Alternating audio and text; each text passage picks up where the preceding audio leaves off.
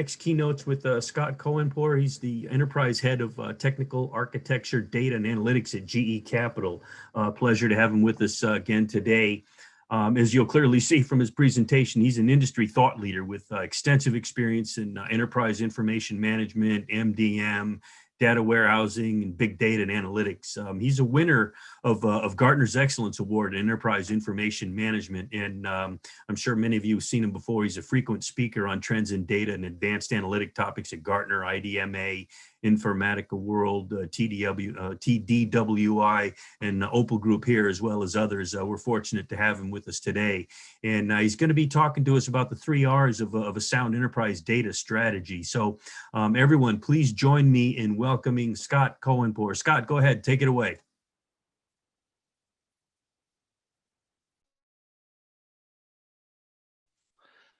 Okay, folks, let me see. Can you see me okay? Yeah, I can see you good, Scott. Yeah, and I'm going to be presenting. I'm going to be sharing my. Can you see my presentation? Not yet. No, nothing's showing up right now, Scott. Okay, let me just go back to this. All right.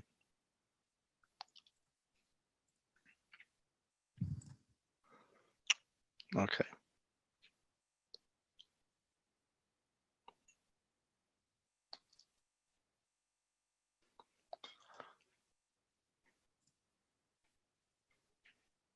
How about that?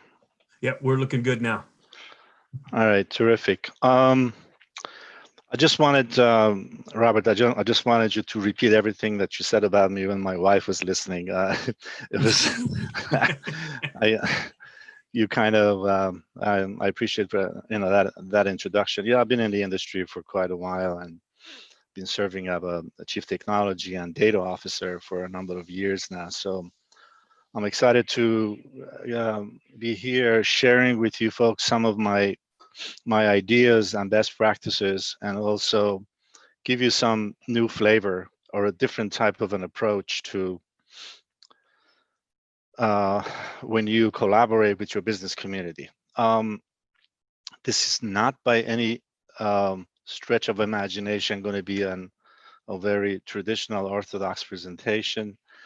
I'm going to be needing some participation from Robert. And we have not rehearsed this. And Robert, don't worry about messing things up. Just play along and let's see what happens. How's that? Oh, great. You're putting me on the spot. Where's the technical difficulties when I need them? Okay. Let's assume, have you folks ever thought about,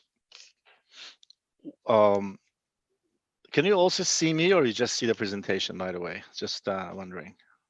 Yeah, no, we can see you. Your talking head, if you will, is a little bit smaller than the actual screen, but we can see you. All right, so you can see that I'm showing a $20 bill on the screen. On the presentation, I'm also holding one, right? Yes. When you think about it, folks, have you ever thought about what really goes into producing a $20 bill or a $10 bill? I mean, let's step back and take a look at it. It costs for the paper. By the way, this is not a paper, it's cotton-based. I learned a little while ago it's cotton-based. That's why when you leave it in your pocket, put it in the laundry, when it dries, it still works, right? It's all cotton. Anyway, so it costs, you got to have the cotton. Then what else you think goes, the federal government has to spend to produce this? What else you think, Robert, goes into this? I'm guessing the plates. You're going to need the plates. You're going to got it. Yeah. The printing press and the ink. Ink. There you go. There you go. Right. Thank you. So, that sounds good. Yeah. Anybody feel free to help me out here. But that's about as far as I know. Okay. How about there's like a serial number here that they have to register it somewhere on some kind of a system, right? To keep track of things, or like when these things wear out, right? They have to bring them back and burn them and make sure that they put them out of the circulation. How about the army of federal agents, CIAs or whatever, that have to make sure that counterfeits don't get into the market. You know, they got to pay their salaries. It comes out of our taxes. So when you think about it, let's say a $20 bill at the end of its circulation would have cost us maybe 45 cents. And all right, whatever. But there is a very good reason for me going through this, that you understand this traditional, not so friendly way of exchanging funds has costs associated to it, right? Now, I happen to owe Robert $20. But Robert, I'm not going to give you this because this is so yesterday, and I'm not going to be exchanging dollar bills with you or $20 bills. You know what I'm going to do, Robert? On my laptop here, I'm going to open up an Excel spreadsheet and I'm going to type in, I owe Robert $20. Okay, so you have credit with me. Does that sound good to you? Hey, you can make it 100 if you want, Scott, but yeah. So you don't trust. I could be putting 10 and you don't know, right? So what I'm going to tell Robert, you also open up your laptop, you open up an Excel spreadsheet, and you also put on this date, Scott owes me $20.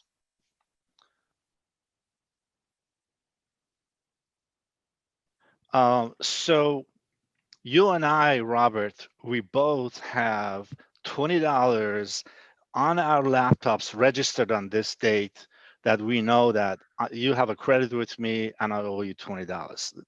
All right, so we're in sync. But you know what? In order for people not to hack into it, we're going to make sure that what we wrote in there is going to be like read only, nobody can update it. And I'm going to put a lot of security and encryption on my laptop. And Robert, I suggest you do the same so nobody can go sneak in there and like mess with our numbers. Would that be okay? Make it Yes. really tight. Now, from now on, let's say if you buy something from me for $5, I'm going to put a $5 debit here and you do the same, right? So we have an ongoing ledger between us. So that's our agreement. Maybe every once in a while, every 6 months, when we see each other, we cash out, right? What the leftover is. So we don't have to keep exchanging this old fashioned way of currency. Now, there may be people on the call that say, oh, I want to join in on this because I'm sick and tired of the old fashioned way of a currency exchange. So we're going to ask him, all right, you want to be a part of this? Open up your laptop, secure it with the protocol that we give you. You also put all of these transactions, whether or not you're a part of it, right? You put, hey, $20, $5, Robert has this, Scott has this, and I know that they have it. I trust it. And somehow the three of us now will make sure that everything we have on our laptop syncs. The word will get out, let's assume. A lot of people are going to want to do the same thing. All right. So let me finish with this. Cost of cotton-based paper, like we said, the ink, registering the serial number, worn out bills, an army of people. What else is there? We Think, actually have a couple more people have thrown out some ideas sure, please for go us. ahead, read them out to me. All right, so we've got obviously people in the resources of the federal government. We have Right. people saying obviously the tools Mm-hmm. and the technology and the facility. It's probably Exactly. rather large. Exactly. Yeah. So all of these costs. Now, what Robert and I just did, we replaced this old-fashioned way.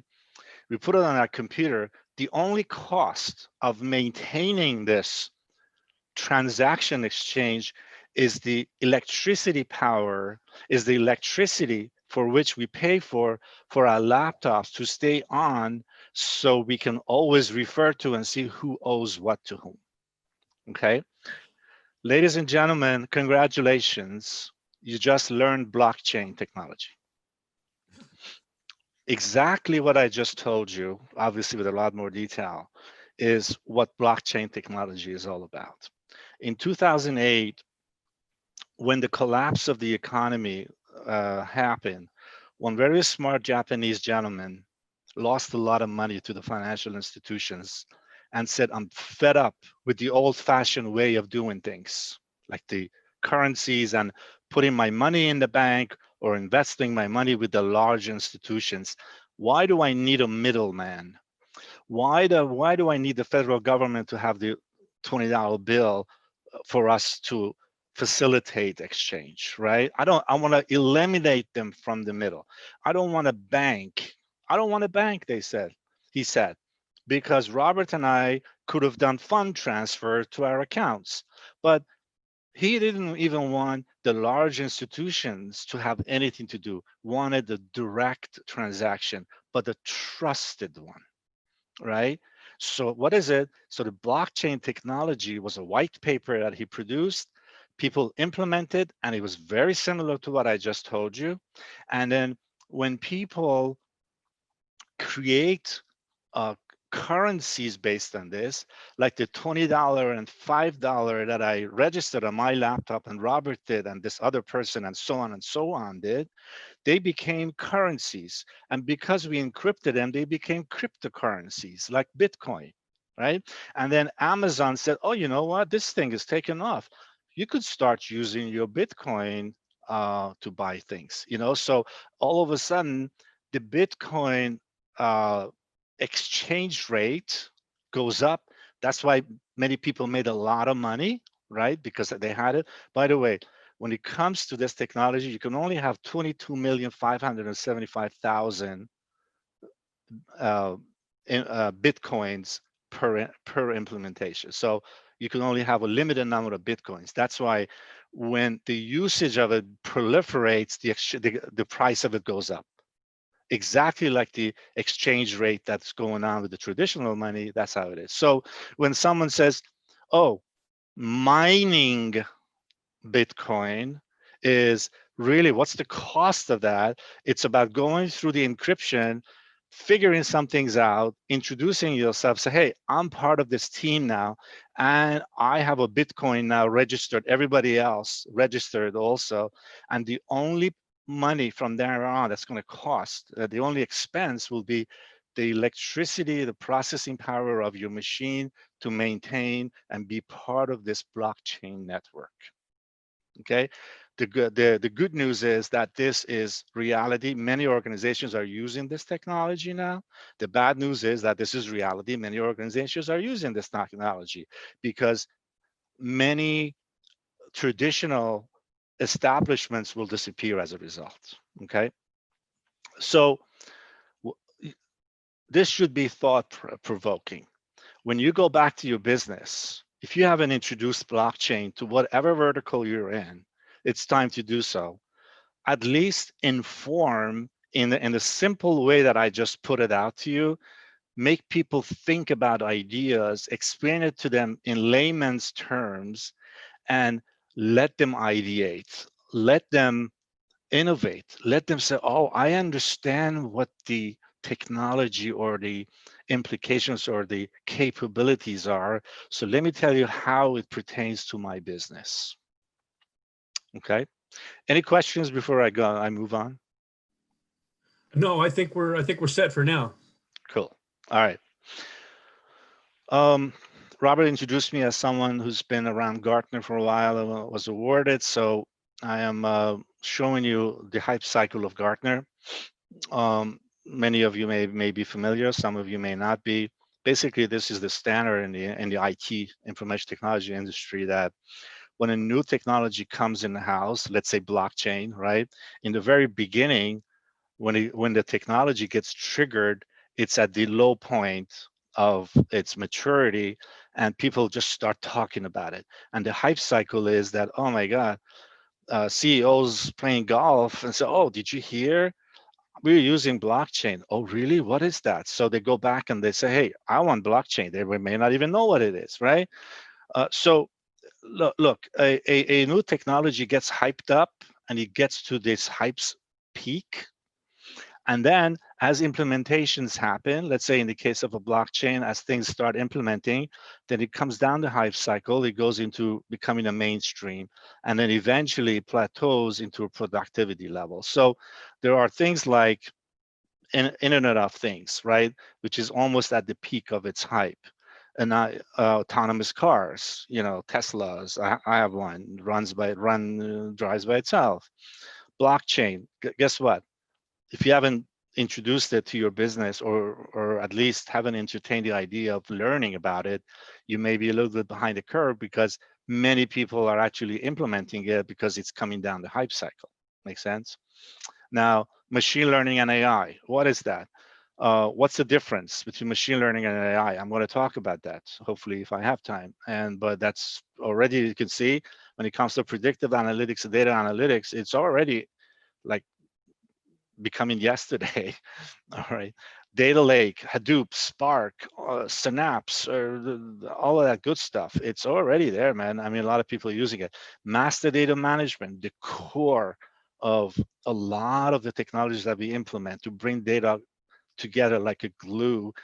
So many implementation of that has already been done successfully. So if you don't have a master data management practice in your practice, the word practice I mentioned, not necessarily tool, practice, you're behind the curve.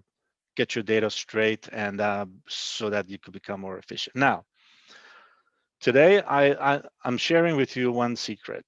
There is a new thing that's in the industry that nobody has been talking about, and now it's becoming the hype. And it's the main premise of my presentation: the science of speaking to non-technical business folks. I started off with doing that. I could have said that blockchain is a is an encrypted distributed ledger that allows for the implementation of a new database technology, that so on and so forth, and nonsense. Or I could have put up the show that Robert and I did to hopefully start connecting minds into the complexities of the technology in a way that they can relate to. The science of speaking to non-technical folks is an art that can be learned and practiced, and I highly recommend uh, you folks to exercise it. In the continuation of my presentation, I'll be giving more examples of how uh, difficult technology concepts can be presented to the business community so that they can grasp it and start coming up with ideas. All right, now, when it comes to, many of you may be trying to get data scientists hired, or you already have them, or you may be thinking about it, or you may be thinking about promoting some people from the inside into data scientists. Okay, I want to bring you on board of a thinking that I have here. There are two types of data scientists, and you see which one is the best fit for you. I mean, I know which one is for me, but for you folks, let's say if the data scientist is an astronomer type, then the individual is very theoretical, sits back, does a model, says, oh, I used a regression model, and then I came up with this correlation, and here's the statistics, go do something with it. I am a theoretician, right? I'm going to sit in the back, look at my telescope, and tell you what I see, put it into some kind of a model, and hand it over to you. What you do with it is up to you, right? And they are very big experts and very smart people. Then there's an astronaut type, the one that actually has the experience of an astronomer, that knows statistics, knows predictive modeling, knows how to do that, but also gets their hand dirty, right? They sit with the business, say, I found this risk score, I found this correlation, I did this predictive analytics, right? And this is the result of it. And I think that there is a 75% probability that this type of an investment will result in this, based on the trend that I have seen, based on the data that I have been able to procure and link to your internal operational metrics. And this is the prediction I came up with. This is what it means to your business.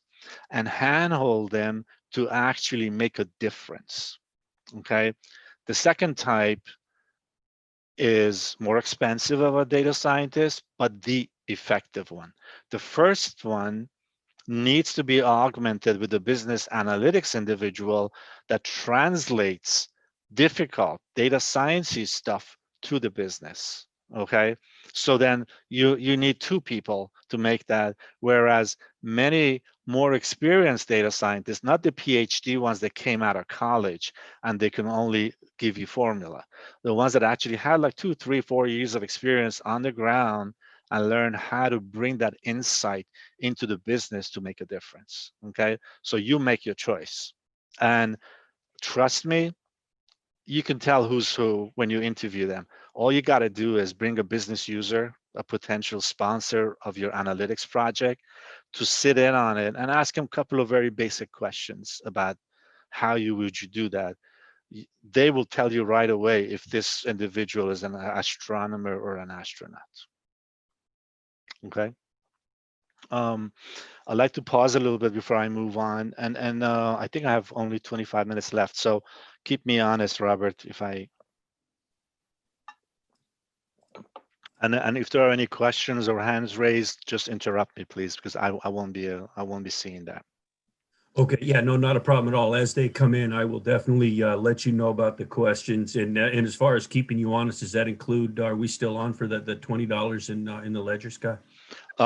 If you're talking about the $5 one that you owed me, Yeah, okay, I see what you see, I can't cheat you anymore because by consensus, all of the people that linked into our blockchain network know that I would be lying, right? Because by consensus, they all agree with you, not with me. Because I cannot change anything, right? I can't lie. I can't make things up anymore. That's it. It's out of my control. It's in the blockchain. So I'm liking this blockchain, Scott. there you go. All right. So what you see in front of you, ladies and gentlemen,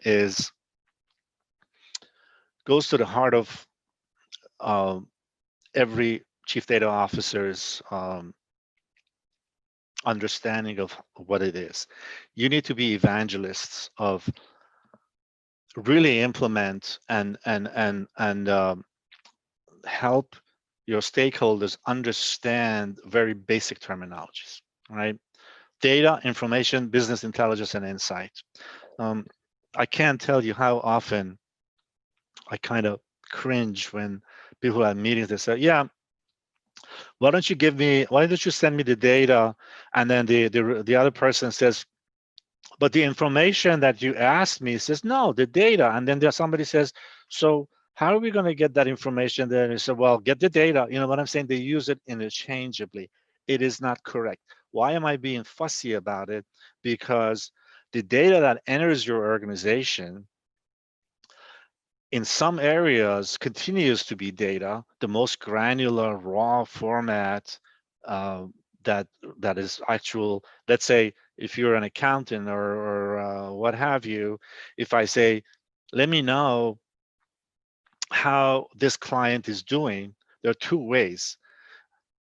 I can give them a data set that has all the transactions that the client has been doing with us during the month. I've given you data, or I can sum it up, say, hey, this is how much business they gave us, and this is what it cost us to maintain this business. I've given you information. Okay, depending on the recipient or your end-to-end chain in your data landscape, data and information take a different meaning. You would never go and give your C-level people data. You give them information. Do not advocate a data-driven organization. That is gone. Advocate an information-driven organization. Your business community should be able to start asking for information and not care about where the data comes from and how much um, manufacturing or data wrangling has gone into it. That should not be their problem. Okay.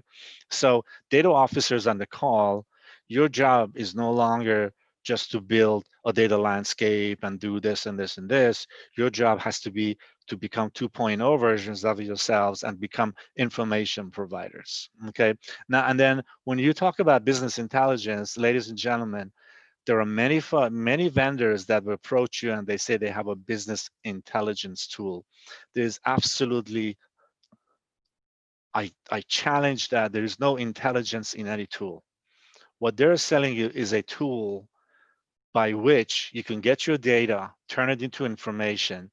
And if you succeed in bringing that information to the right people at the right time, then that has become an intelligence that your business can use to run their business intelligently. Okay, unless you do that, you have not implemented business intelligence. Business BI is not just creating a reporting tool or buying a reporting tool.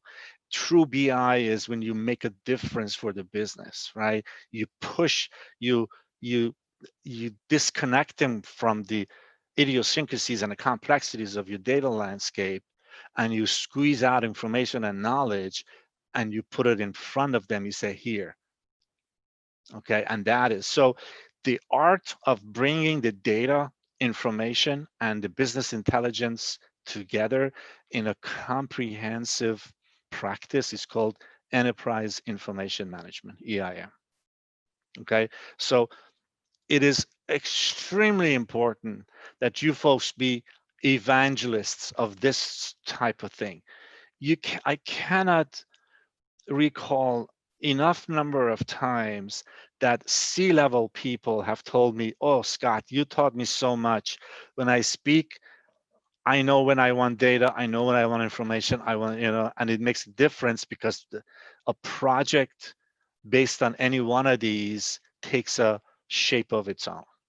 Okay, now I'm going to move on to another thing, which I call getting back to the um, why we're here today, the 3 R's of enterprise data strategy. Those of you who are old enough to remember or still walk around London, you see the kiosks of phone, then those of you who are old enough remember the rotary phones.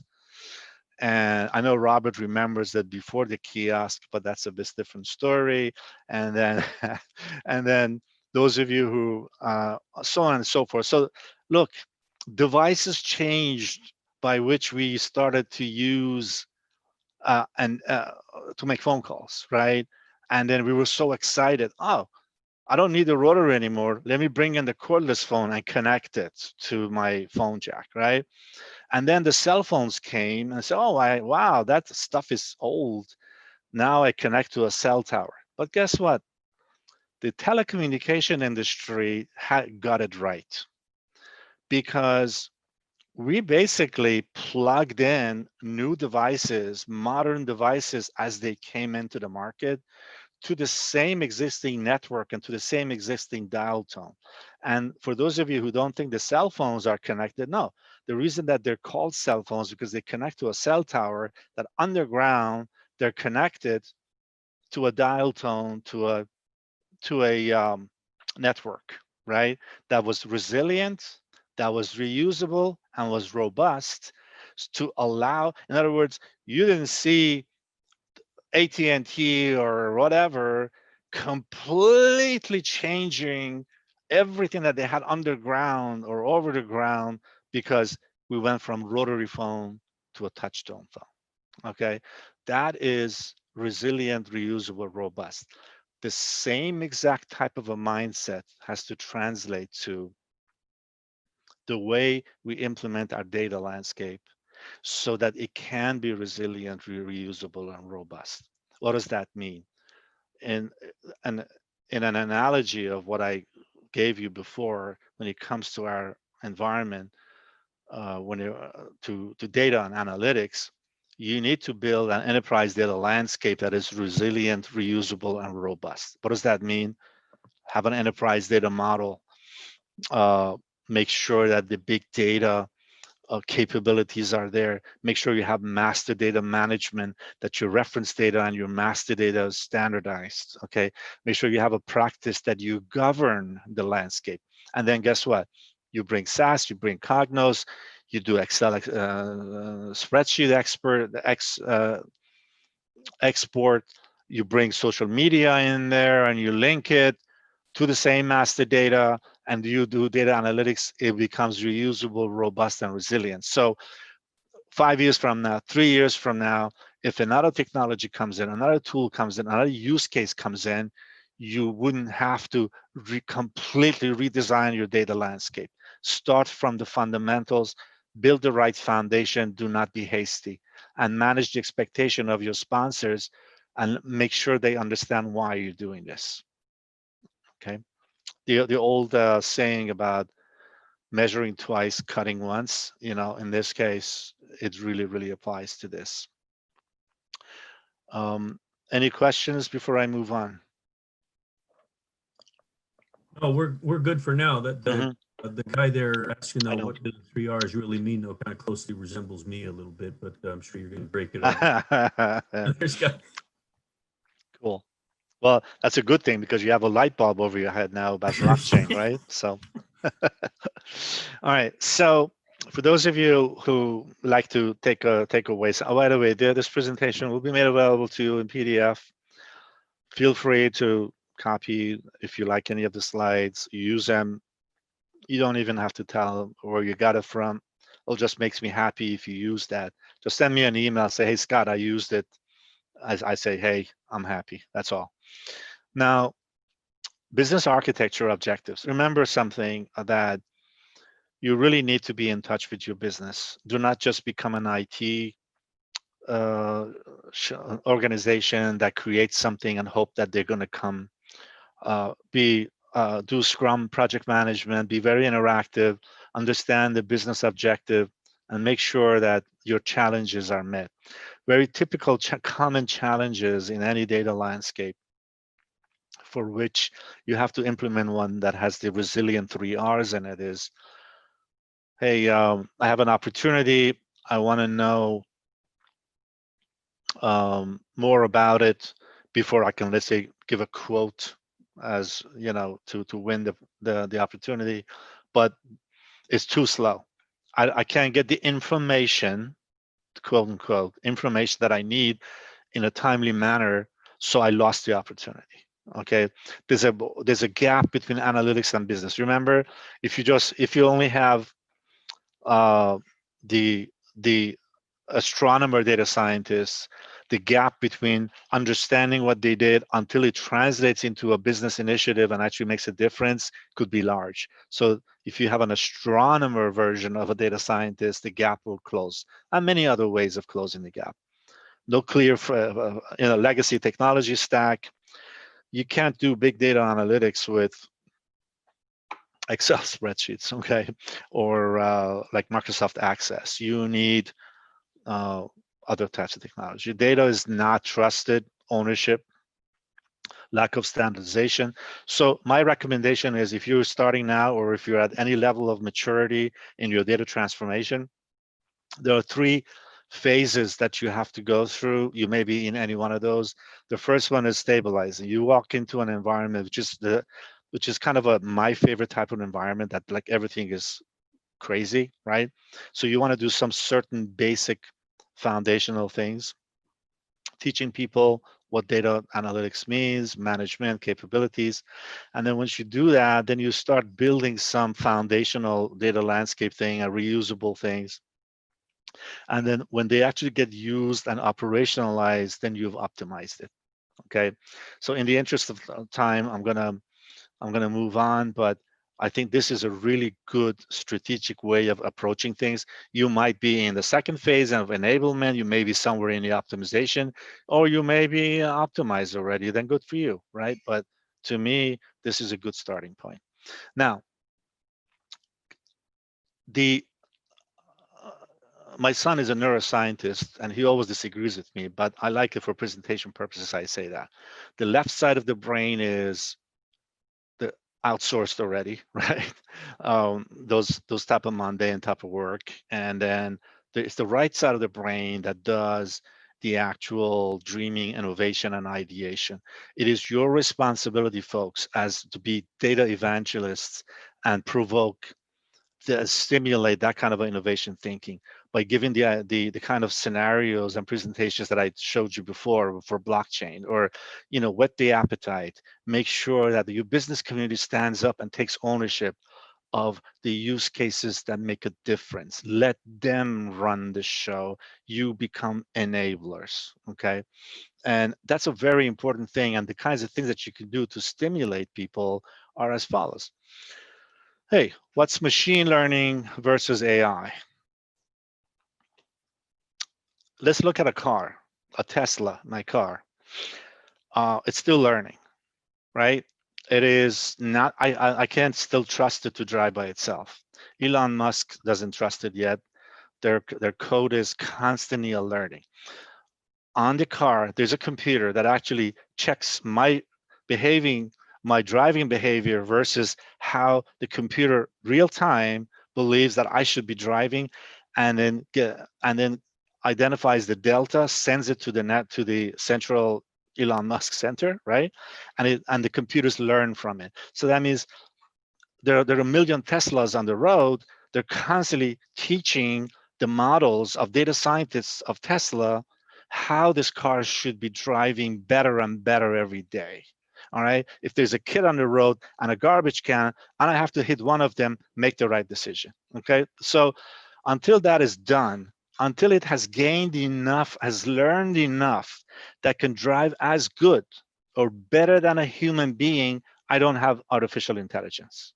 Okay, so machine learning is a dumb computer that needs to be taught, and just like a model of a data scientist that they boosted and they do machine learning, they teach it. They said, no, this data, this information you gave me doesn't make sense. Do it again. Do it with this data. Do it with this formula. You teach it and you teach it. When it gets the final product and you operationalize it, you sort of have an artificial intelligence. Okay, so when you see actually cars running without a driver and they're approved by whatever, you know that the artificial intelligence of a car has been produced. So I just went over this slide in advance. The danger of AI, ladies and gentlemen, is that the minute let's say car learns, you see on the right, she's sitting there drinking coffee, just not even caring.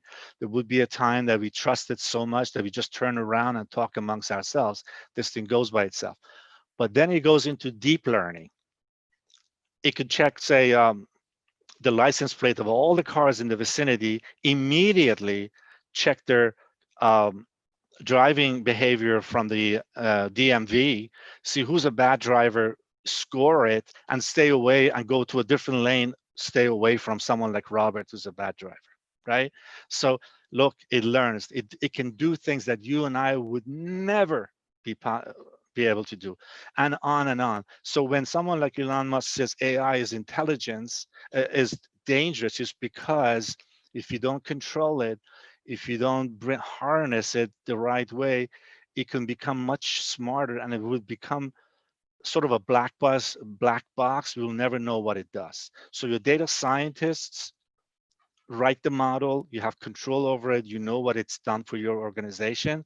But once it becomes artificial intelligence with deep learning, you need to watch it. Okay. I have one more example that I want to give you guys.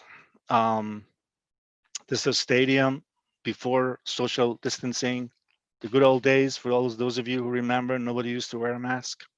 And I hope that everyone is keeping safe, by the way. Let's assume that Scott wants to find out how many people came to the stadium today and brought lunch with themselves or food with themselves, and how many are planning on going and buying a hot dog from the stand. There are two ways of doing this. But again, this is another way of me showing you in simple language some very difficult technology concepts. So this individual, I could hire a really, really fast runner with a clipboard to run through the stadium in every section and ask, did you bring lunch? Are you going to buy lunch? Did you bring lunch? Are you going to bring lunch? And just keep adding the tallies and go around the stadium. But there's another way I can do this, right? I can also hire or ask the ushers that I have that are not very fast runners, say you each go to your sections and do the same question. When you're done with your section, you all give your tallies to the main guy, and he or she will be adding it up and then reduce the numbers to a usable number for the management. So this will be a lot faster, right? And by saying that, ladies and gentlemen, we just demystified MapReduce, which is the foundation of Spark, Hadoop's, Synapse Analytics, all of that good stuff. Okay, so in these types of very complex technology things, instead of having like some really fancy or expensive mainframe that does it, you have a lot of low cost servers that break up the work that you give it, the query that you want it, or the program that you want it to run. They break it up between themselves, and then they bring back what they found together as a final result, and it's exceedingly faster. Why? Because one big server has a limited I/O port throughput capacity, but many servers, they add up their CPUs and they add up the IO capacity of each, which will be far outweighing the one single server. Okay, there you go. You just learn how to demystify Hadoop and Spark. And the way you present things to your business community does not necessarily have to be with my style. Choose your own style, whatever that works for you, but ensure that the basics of a new technology or what you are advocating as a chief data officer or a chief technology officer has been understood, so that people can truly start helping you coming up with ideas that actually makes a difference for your organization. I hope you found this useful. I know I have 3 minutes. I'm sorry I went over time, didn't leave much room for questions, but hopefully we can get some questions in the remaining 3 minutes. Yeah, we actually have a couple of extra minutes. We can go over just a little bit, Scott. So no worries there. Although I should cut you off after 2 minutes. I thought I saw you, heard you throw in a comment there about my driving. I think you said I was a bad driver. I was paying attention. Don't worry about it. I want to get to a few questions, if you don't mind, Scott, and I'll Sure. how we're doing for time. And I'm not sure if or how much you covered this, but what's the role of MDM master data management in 3R strategy? Yeah, very quickly. With a traditional environment, you have to identify those pockets of data that are of value to your business to be managed and maintained and accessed from one place. When you identify that and you put a practice around it to govern it, then you have a master data, right? Then you implement that either in your front end OLTP application or your back end or en route before your data warehouse. They should all be end to end, sort of gluing things together. If you're successful in doing that, then your traditional ETL, the extract, transform, or translate and load, the T in the middle will become smaller because you have a lot less to transform from one place of your data landscape to another because you adhere to the same master data. Now, that's the old thing. Remember the Hive cycle all the way in the bottom?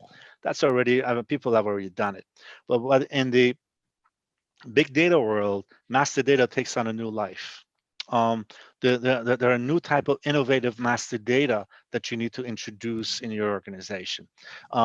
Let's say whatever industry you're in, and you want to look at some publicly available data and or procure some data, and then before you even makes any sense out of it, you have to link it in. For let's say if you're looking at social demographics of some of your clients, you need to be able to connect, let's say, the zip code of the data to the zip code of your customers to be able to apply the socio demographic attributes that you purchased from the outside to your analytics. This connection, this linkage of the external and internal data produces a new link database that is called a new master data. So you're going to have to create new type of big data master data that facilitates linking external and internal data and preserve that and constantly improve it and maintain it and nourish it so that the better the linkage, the better the outcome of your predictive or prescriptive analytics will be. Okay, Next. yeah, we have another question from the audience. Must have thought that your breakdown of the $20 bill example as it relates to cost was somewhat effective. So the question is, how can one develop like kind of your way of communicating the technical terms to the non-technical audience? How do you develop that set?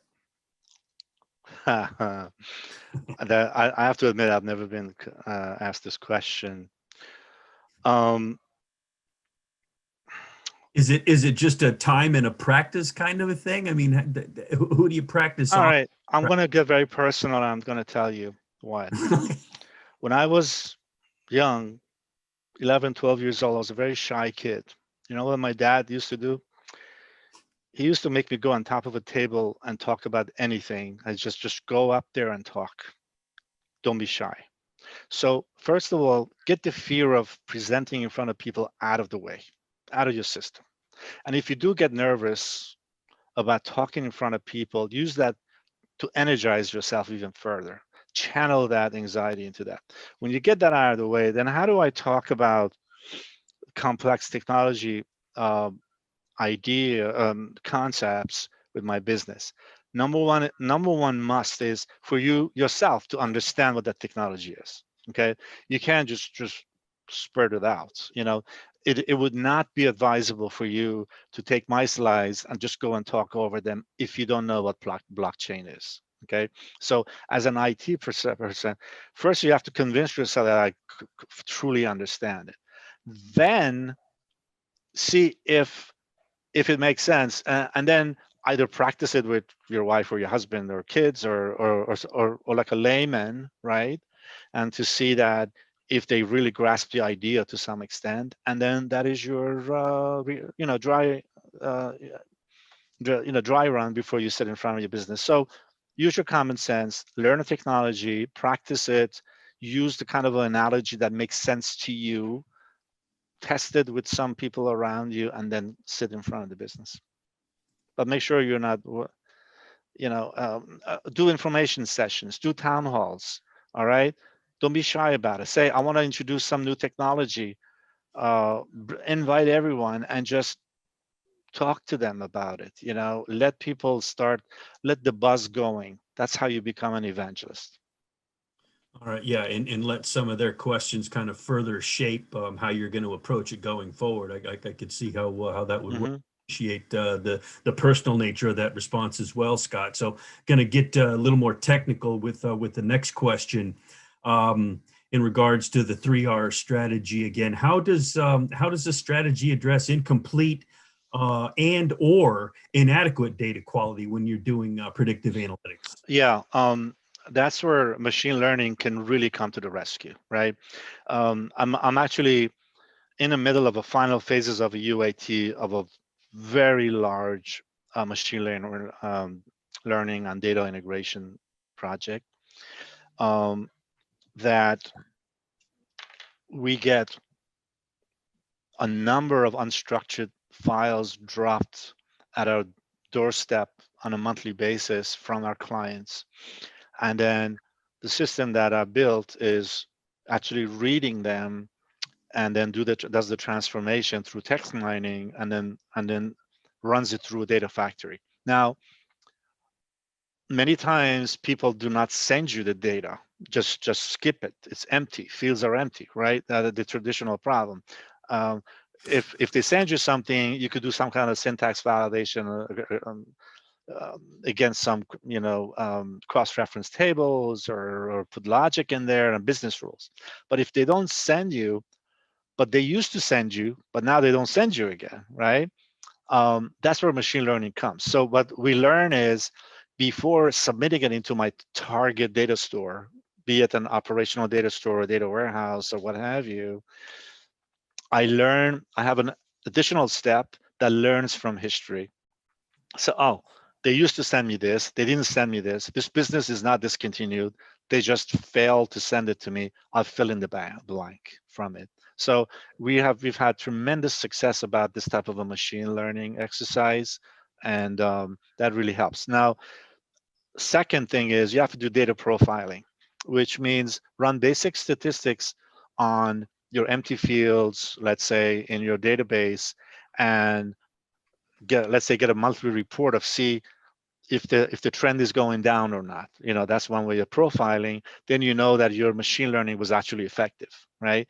If it was not, then you have to go and then what do you do with it? You have to train it, right? Remember the machine learning aspect. You have to train it. Say, hey, you haven't been catching this.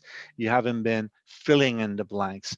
This is what I want you to improve on, right? And then this is a continuous DevOps type of a process. I hope that answer was satisfactory. Yeah, no, absolutely. And this one, I'm not sure if you talked about it, but it's a pretty important question, Scott. What is a recommendation or more than one that you might have on effective ways to leverage an organization's dark data? Yeah, dark data is in twofold. To many organizations,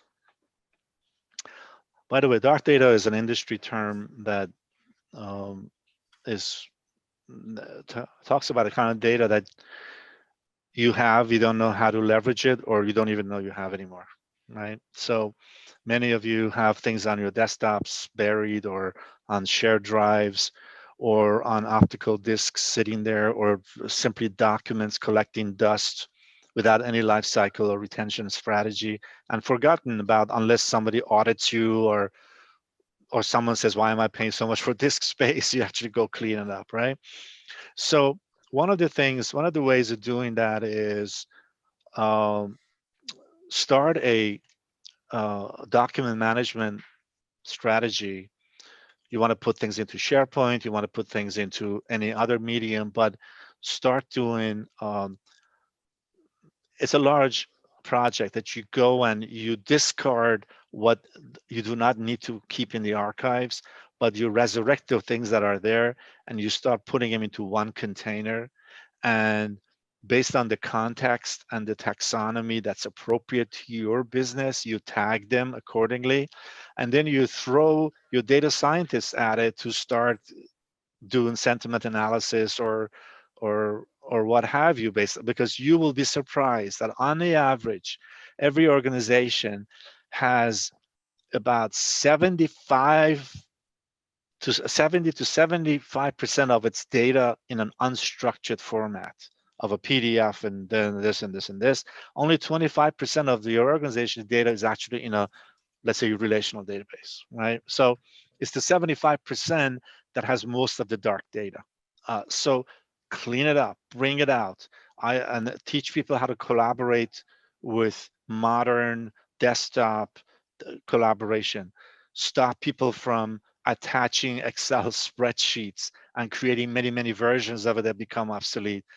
Teach people how to put a link to a box version or a SharePoint or what have you, and co-author on the same document to start eliminating the creation of new dark data also going forward. So wipe out the old, resurrect the portion that could be used, throw your data scientists at it, and put the right safeguards and a strategy in place so that you would avoid creating or perpetuating the dark data setup in your organization. Okay, yeah, we just have a couple minutes left, and I did have kind of two questions that I wanted to try and get out to you if we can do it in just a couple of minutes. One's foundational, one's kind of personnel related, if you will. Can you give us maybe two or three of some of the top key foundational requirements when you're trying to build a big data warehouse? Oh, warehouse, yeah.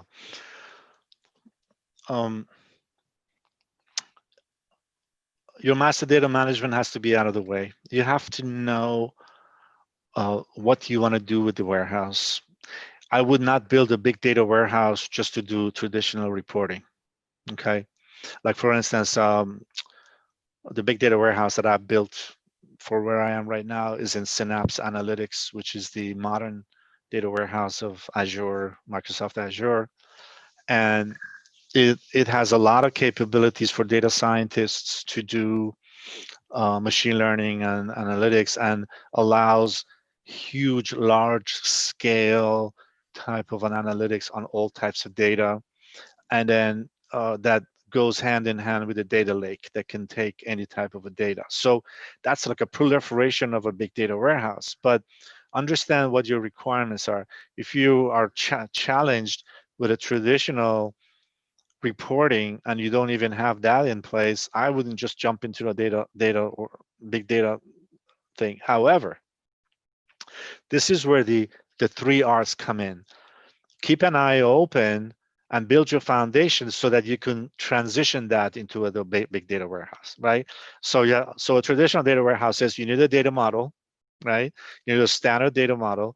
You need a data factory or the ETL process that takes the raw and put it into staging and massages it, puts it into a data model. And you need a tool to report against it. Yes, but the staging and the raw data, they don't have to be in a database. They could be in a data lake, and you still do traditional reporting. That means you've gone one step towards building the foundation for your big data warehouse, right? And then you don't need Synapse Analytics. It could be, let's say, SQL Server, it could be Oracle or anything. But if you know that you want to extend it eventually to a big data warehouse, you go with a DBMS that lends itself to big data, no SQL type of analytics, right? And then, so just implement that, use it the traditional way, but um, ramp it up to do big data analytics when you're ready. So foundationally, from an infrastructure and the lands and architecture wise, you should design a resilient one that can take you through the enable and then the stabilize, enable, and optimization. You get your basic management reporting and KPIs, make them happy, and say, hey, by the way, now it's time for you to hire data scientists because you have a landscape that is resilient and reusable, and data scientists can also use, and then you bring them on board. This is a Okay.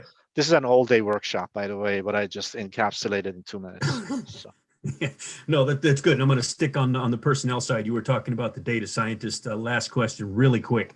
Um, it kind of important, particularly in today's landscape and everything that's going on now. What's the role of the CISO, the Chief Information Security Officer, in data protection and security within the 3R strategy? yeah, they need to understand how the data is going to be used. Is it at the macro level or the micro level, so that they can start putting the right policies and protections in place? So, for instance, I alluded earlier to something to this about socioeconomic data. So, if I buy some data, and let's say if I'm in the health insurance business, right, and I start creating some kind of a reporting landscape that looks at the blood pressure and the date of birth and the and the diagnosis and the health history of Scott, then that's a HIPAA, violation. But so that's at a micro level. But if your data scientist is going to look at, hey, in this geographical area, people of ages 40 to 55 that engage in this type of activity have a less likelihood of this, with the same data source. Remember, it's the same data source, but the insight that's produced is at the macro level now. That is acceptable. So your CISO first has to understand the way the data is to be used. And then based on that, protect it, put the right safeguards around it, and put the right policies around it. Because data protection, believe me, nobody talks about it. The CISOs have a nightmarish life because this a thankful job. Nobody says thank you. They only start getting attention when there is a vulnerability detected, right? Right. So you really have to protect yourself. And sometimes they get the bad rap that, oh, you're slowing me down. Don't be afraid of that. As long as you partner with projects, you explain to them what you're trying to avoid, and you design data protection as part of, in other words, instill it in the application development lifecycle of every project, couple of phases of milestones in there, or features or use cases, whatever you want to call it, that accounts for data protection, who has the right, how do you validate the access, what kind of an access, so on and so forth, so to make sure that you have the right protection for the right use case. That's Okay. another day of Yeah. seminar, but Yeah, I appreciate the breakdown on that. So we're out of time, and I appreciate yes. all the time you devoted to the session today and the good information. Obviously, a great discussion about the breakdown of the cost of a $20 bill, now also known as blockchain technology. We also liked all the information on the 3 Rs. So on behalf of everybody in the audience, as well as us at Opal Group, thanks again so much for joining us, Scott. Have a good rest of the day. And All right. Thanks, everyone, and stay safe. Appreciate it. Bye.